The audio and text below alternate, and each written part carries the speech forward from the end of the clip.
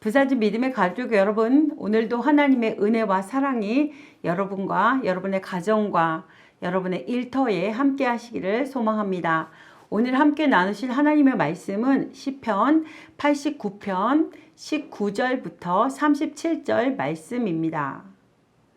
그때에 주께서 환상 중에 주의 성도들에게 말씀하여 이르시기를 내가 능력 있는 용사에게는 돕는 힘을 더하며 백성 중에서 택함 받은 자를 높였으되 내가 내 종 다윗을 찾아내어 나의 거룩한 기름을 그에게 부었도다. 내 손이 그와 함께하여 견고하게 하고 내 팔이 그를 힘이 있게 하리로다. 원수가 그에게서 강탈하지 못하며 악한 자가 그를 공고하게 못하리로다. 내가 그의 앞에서 그 대적들을 박멸하며 그를 미워하는 자들을 치려니와 나의 성실함과 인자함이 그와 함께하리니 내 이름으로 말미암아 그의 뿔이 높아지리로다. 내가 또 그의 손을 바다 위에 놓으며 오른손을 강들 위에 놓으리니 그가 내게 부르기를 주는 나의 아버지시요 나의 하나님이시요 나의 구원의 바위시라 하리로다. 내가 또 그를 장자로 삼고 세상 왕들에게 지존자가 되게 하며 그를 위하여 나의 인자함을 영원히 지키고 그와 맺은 나의 언약을 굳게 세우며 또 그의 후손을 영구하게 하여 그의 왕위를 하늘의 날과 같게 하리로다.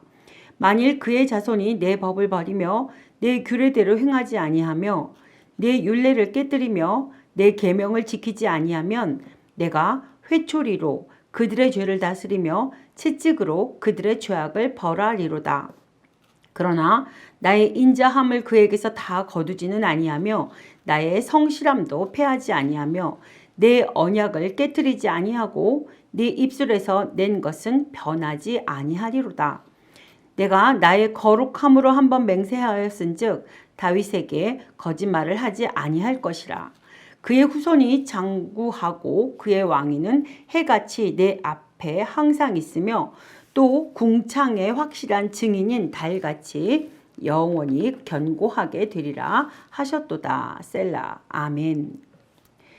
시편은 찬양시, 탄원시, 감사시, 지혜시, 신정시 등 여러 분류로 할 수 있는데 어제부터 내일 주일까지 묵상하게 되는 시는 신정시입니다. 다윗의 언약대로 주께서 이스라엘의 영원한 보호자와 통치자가 되어 주시기를 노래한 오늘 말씀은 하나님께서 다윗에게 수여하신 다윗 언약에 대하여 회상하는 내용입니다. 오늘 본문은 3, 4절에서 간략히 언급한 다윗 언약의 수여에 대하여 구체적으로 진술하는 내용입니다. 19절 말씀입니다. 그때에 주께서 환상 중에 주의 성도들에게 말씀하여 이르시기를 내가 능력 있는 용사에게는 돕는 힘을 더하며 백성 중에서 택함 받은 자를 높였으되. 아멘. 여기서 주목할 사실은 하나님께서 돕는 힘을 능력 있는 자에게 더하셨다는 사실입니다. 여기서 능력 있는 자란 물론 다윗을 가리킵니다. 그런데 능력 있는 자란 본래 용사를 의미합니다.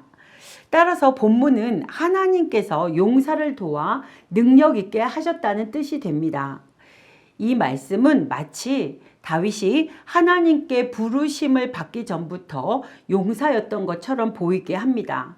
또한 이 말씀은 하나님께서 강한 자, 기득권자의 편이 되어주신다는 말로 들릴 수도 있습니다.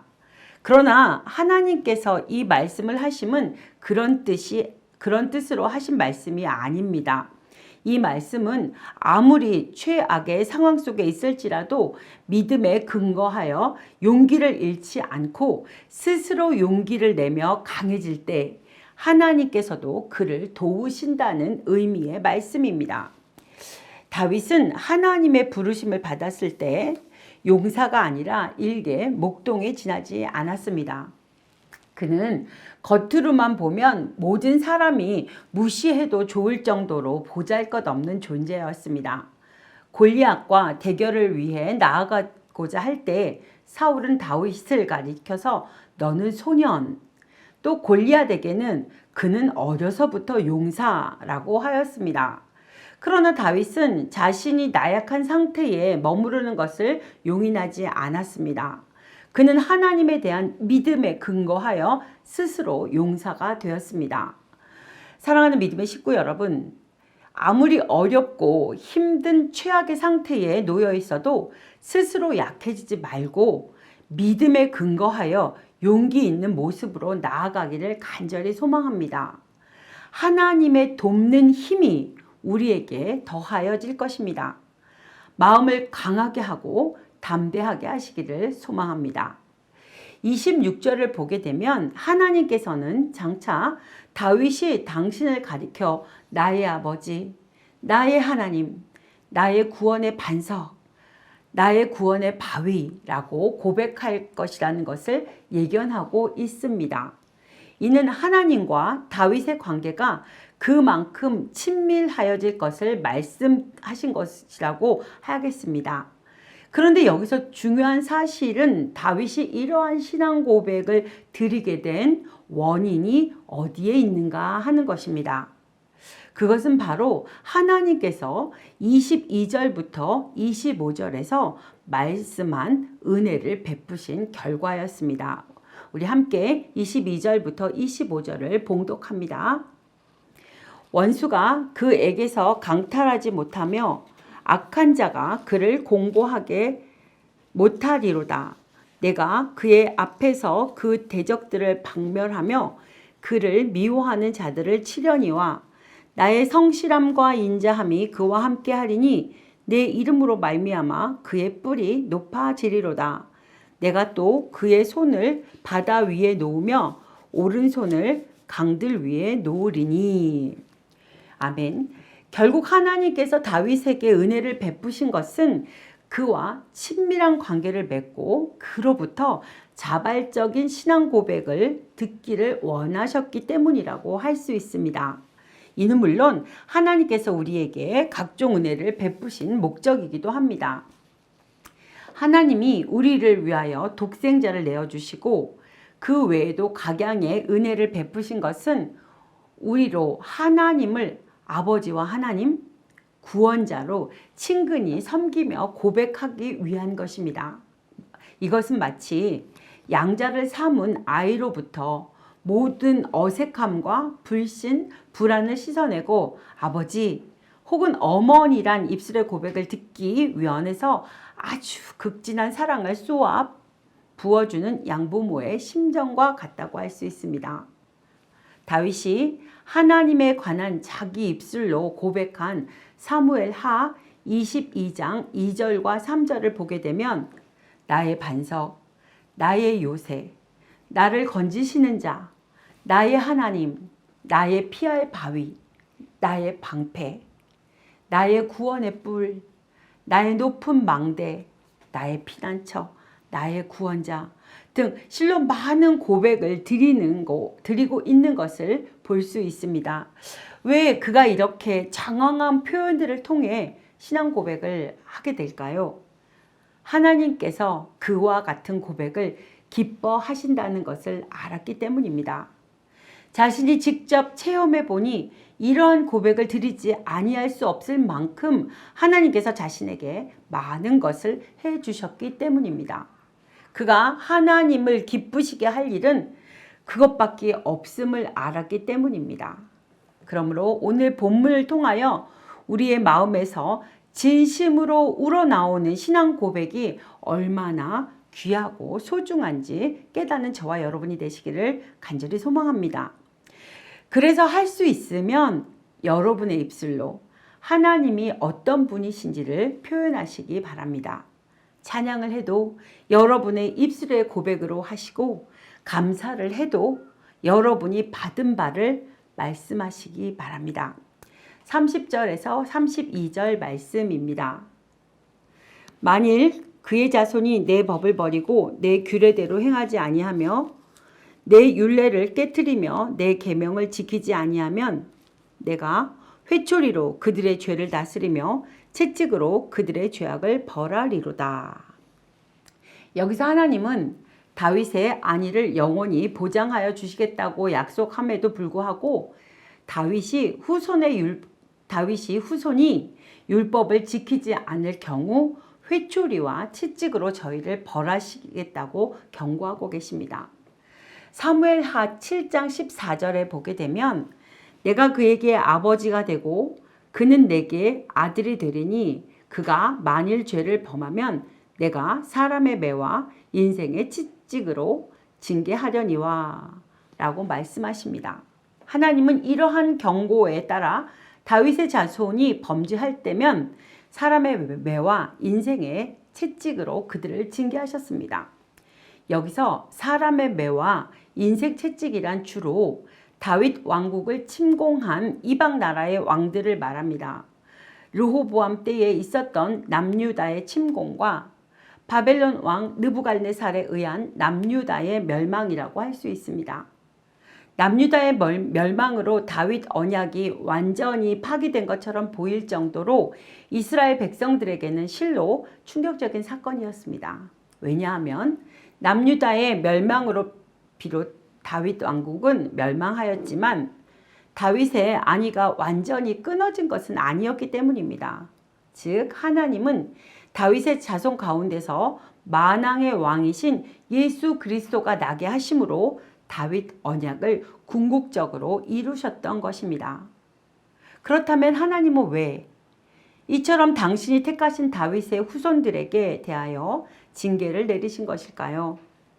이는 하나님께서 다윗과 그의 후손들에게 주신 언약, 곧 다윗의 언약을 이루시기 위한 것이었습니다. 사랑하는 여러분, 하나님의 성품 가운데에는 인자라는 대표적인 성품을 말할 수 있습니다. 인자는 자기 백성에 대한 하나님의 언약적 사랑을 말합니다. 언약에 근거하여 자기 백성을 끝까지 사랑하는 것을 말하는 것입니다. 이것은 하나님께서 끝까지 언약을 지키심을 전제로 합니다. 그런데 하나님이 언약을 지키시려면 그 언약의 대상인 인간이 바른 길로 가야만 합니다. 만일 인간이 그릇된 길로 간다면 하나님이 아무리 언약에 신실하신 분이라도 당신의 언약을 지킬 수 없으십니다. 바로 그러한 이유로 하나님은 언약의 대상인 인간이 그릇된 길로 가게 되면 그를 징계하여 바른 길로 가게 하시는 것입니다. 하나님의 징계는 하나님께서 당신의 언약을 이루시기 위해 사용하는 방편이 됩니다. 35절에서 하나님은 내가 나의 거룩함으로 한 번 맹세하였은즉 다윗에게 거짓말을 하지 아니할 것이다 고 말씀하셨습니다. 바벨론에 의한 망한 남유다의 회복과 예수 그리스도를 통한 다윗 왕권의 회복은 하나님은 당신의 언약을 결코 파기하시지 않고 반드시 이루시는 분이라는 사실에 대한 확실한 증거가 됩니다. 사랑하는 믿음의 식구 여러분, 하나님은 우리에게도 예수 그리스도를 통하여 다윗 언약 이상으로 귀한 천국 언약을 주셨습니다. 하나님은 이 언약도 반드시 이루실 것입니다. 신실하신 하나님은 당신의 언약을 결코 파괴하실 수 없습니다. 혹시 우리의 잘못으로 인해 징계가 온다면 그것으로 인하여 하나님을 원망하지 말고 오히려 자신이 하나님의 언약의 대상이요 하나님의 자녀가 되었음을 알고 기뻐해야 할 것입니다. 그리고 징계의 목적에 따라 속히 죄의 길을 버리고 바른 길로 돌아와야 합니다. 로마서 5장 3절과 4절 말씀으로 오늘의 말씀을 맺겠습니다. 다만 이뿐 아니라 우리가 환난 중에도 즐거워하나니 이는 환난은 인내를, 인내는 연단을, 연단은 소망을 이루는 줄 알미로다. 아멘. 기도하시겠습니다. 우리를 택하시고 인자와 성실로 책임지시는 나의 아버지, 나의 반석이 되신 주님을 찬양합니다. 늘 우리 삶 속에서 나의 구원의 뿔, 나의 높은 망대, 나의 피난처 되신 하나님을 고백하며 주님의 이름을 높이기 원합니다. 다윗과 맺은 언약을 영원히 굳게 지키시겠다고 약속하심과 우리를 사랑하셔서 바른 길로 인도하시기 위해 회초리도 마다 안 하시는 주님을 끝까지 신뢰하기 원합니다. 날마다 주시는 말씀을 붙잡고 살아가도록 주님 인도하여 주시옵소서. 예수 그리스도의 이름으로 기도드립니다. 아멘.